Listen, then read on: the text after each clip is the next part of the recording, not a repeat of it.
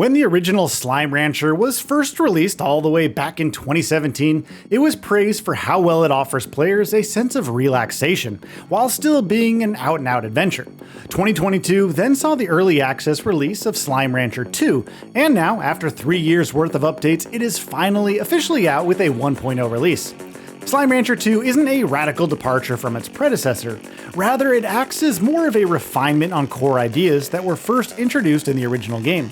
And thanks to years of iteration and updates following community feedback, Slime Rancher 2 has been deemed as good enough to be officially released.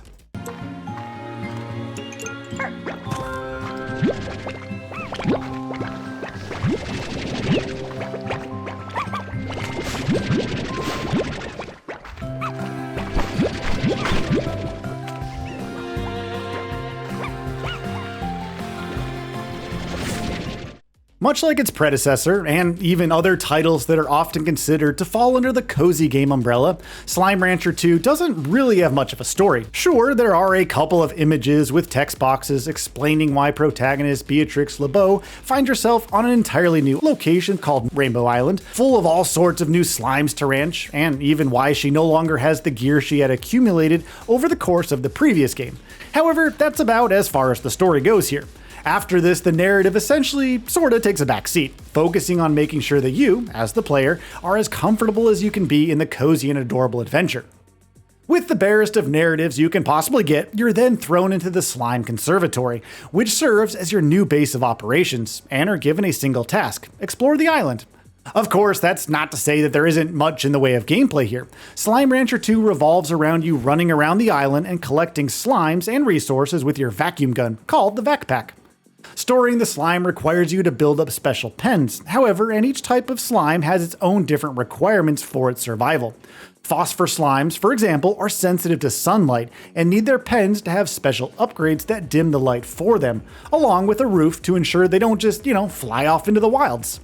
You also have to keep your slimes fed. So to start out with, you'll head out into the island to scavenge various fruits, vegetables, and even meat in the form of chickens. These can then be shot at your pens to feed your slimes. Now, slimes can't really die, and there isn't much in the way of quote-unquote satisfaction mechanics that could potentially cause an uprising by agitated slimes in your pens. Rather, you want to feed your slimes as often as you can, honestly, to ensure the continuous production of an item called plorp. Different kinds of slimes can create varying types of plorps. Pink slimes, for example, can only create the pink plorps, while phosphor or cotton plorps need their own distinct kind of slimes. These plorps can then be sold at a machine for money, with each plorp having its own distinct value. Pink plorps, for example, fetch the lowest price, and the price goes up alongside the rarity and exoticness of the plorp that you sell. The money can then be spent on creating new structures, buying blueprints, and even upgrades to your existing ones. Along with new pens and chicken coops to start out with, you can also spend money on building up gardens, which in turn allow you to plant a specific type of fruit or vegetable, which can subsequently be fed to your slimes.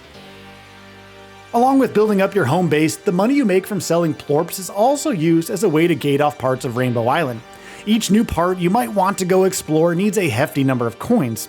In this way, you're only really encouraged to go into these new areas once you are certain that you can handle the challenges that they might present. These challenges can range from tricky platforming to even hostile flora and fauna, which of course includes slimes. Making money isn't the only thing plorps are good for, however. They are also often used as crafting materials for the various upgrades you can make to your own character. These upgrades tend to be quite important, especially in the earlier parts of this game, since they open up the ability for you to extract various resources out in the world. Even smaller upgrades like giving you one more slot for a unique item to carry, or raising the maximum number of slimes you can carry with you in a single stack, tends to feel quite meaningful here. However, the price of you getting these upgrades often tends to feel quite hopeless at times, especially since you'll have your hands full trying to manage your unruly slimes that love jumping all over the place. Generally speaking, Slime Rancher 2 feels the most hectic right as you start out. The tutorial is rather freeform, and you're encouraged to just roam around and push buttons to figure out what you should be doing. Once you've got a couple of pens with pink and cotton slimes in the beginning, you'll also very quickly discover hybrid slimes, which in this case comes about from a form of pink and cotton slime merging together into one massive pink slime with bunny ears, of course, and the ability to leap incredibly high. These larger slimes tend to provide a great combination of plorps to sell once they're fed, which means that you'll be tempted to build a special pen for them. However, because they can jump quite high, as we mentioned, you'll also want to save up for high walls to make sure that they're not just running amok in your base.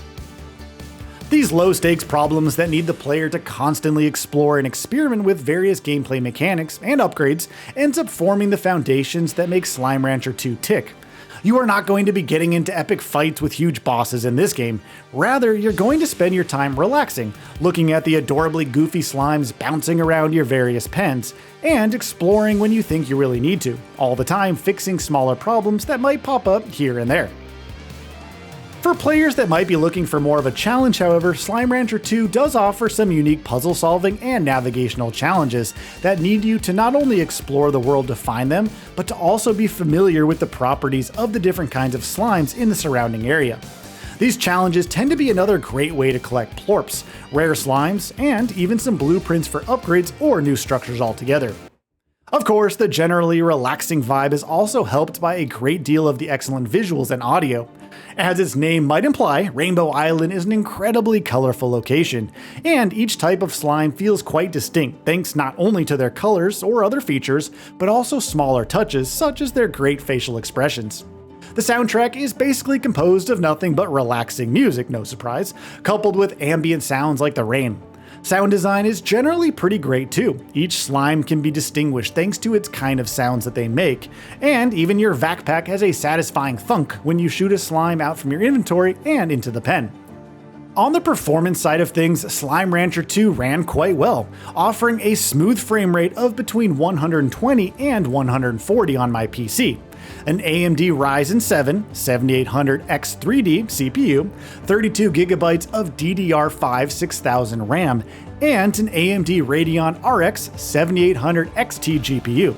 Now, it is worth noting that you might face some initial hitches early on, likely due to the game loading in all the assets it needs, but these issues get ironed out over the first couple of minutes of your playtime. Slime Rancher 2 feels like an excellent follow-up to its predecessor in all the right ways.